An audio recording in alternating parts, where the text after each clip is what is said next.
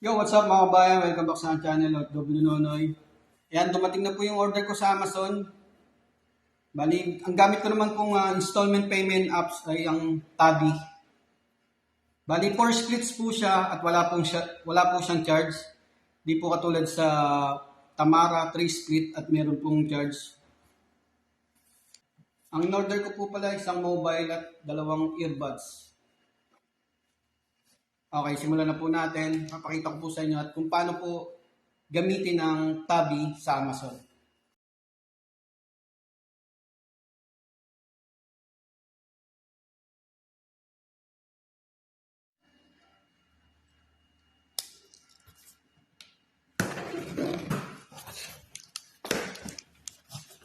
Nalaki talaga ng box ng ng Amazon eh.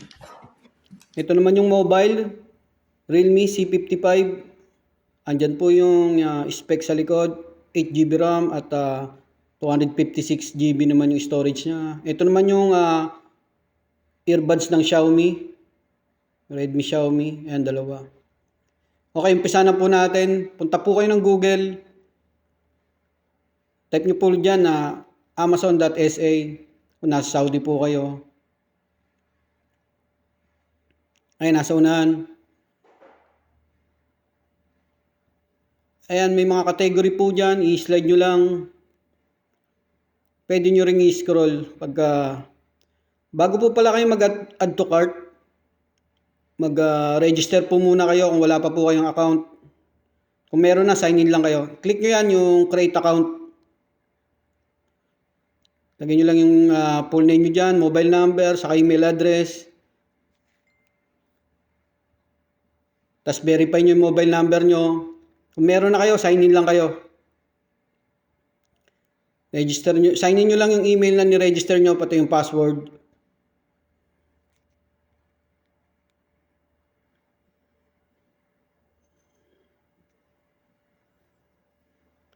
Yan, once na naka-sign in na kayo, yan, pwede na kayo mag-add to cart.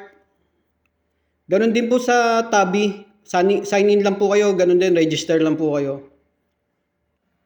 Ayan, para mapabilis po yung paghanap nyo ng product, i-type nyo na po dyan sa search box. Katulad ko, Realme. Sample lang po ito, may na-add to cart na ako. Bali, para pare-pares lang naman po yan yung mga shopping website. Ganon din ang procedure. Ito. For example, yan.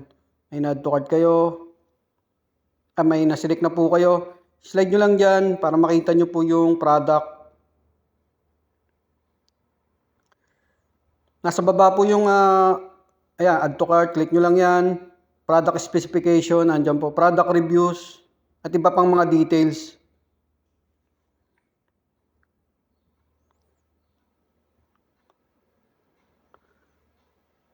Ayan, i-check nyo lang po yan mabuti. Once na add to cart nyo na, ayan, pupunta na po ako sa cart. Ayan po yung na-add to cart ko. Tapos, i-review nyo po muna yan bago nyo po i-proceed to buy para double check. Pag na-review nyo na, click nyo na yung proceed to buy items. Ayan, susunod naman po dyan, payment method. Ayan, pag may na-add na po kayong mga card dyan, lalabas po yan dyan. Select nyo lang yung buy now, pay later with Tabi. Ayan, check nyo lang yan. Lalabas mo yung details dyan. Tapos, click nyo lang yung continue. Continue sa baba. Ayan, continue. Ayan po yung, tapos continue to application. Magbubukas po yan ng panibagong window. Sa Tabi na po yan payment. Scroll nyo lang. Basahin lang natin itong mga ibang details. Ayan, continue to application. Click nyo lang po yan. Mapupunta na po yan sa pinaka Tabi payment kung naka-register na po kayo.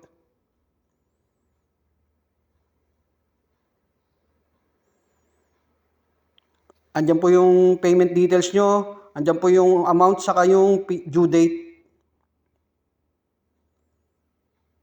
Scroll nyo lang. Tapos pag okay na, click nyo lang yung pay. Yung nasa baba, yung kulay team.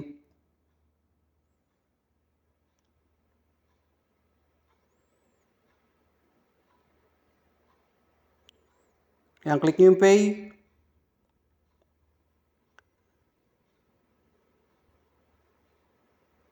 Hintayin nyo lang. Ayan, payment successful na po. Pag may message na po yung tabi sa mobile number nyo, mag-i-email din po yan. Ayan, order placed na po. Galing naman ng Amazon. Mag-i-email din po at magme-message ang Amazon. Pwede nyo pong matrack yung order nyo dyan sa Amazon. Click nyo lang yung name nyo dyan, yung pinaka-account. Ayan, track and manage your orders. Para malaman nyo po yung status kung sakali. Ayan, arriving tomorrow. Isang araw lang po sa Amazon. Depende po yan sa product na in-order nyo.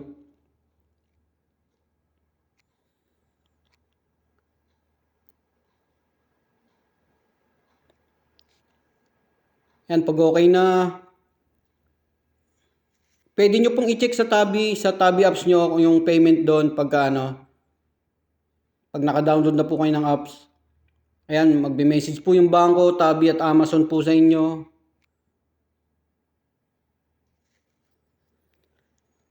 Ayan, ganun lang po mga kabayan kung paano gamitin ng Tabi sa Amazon. Ayan, konting payo lang mga kabayan. Ingat po kayo sa pag-order at maging responsable po tayo sa pagbayad.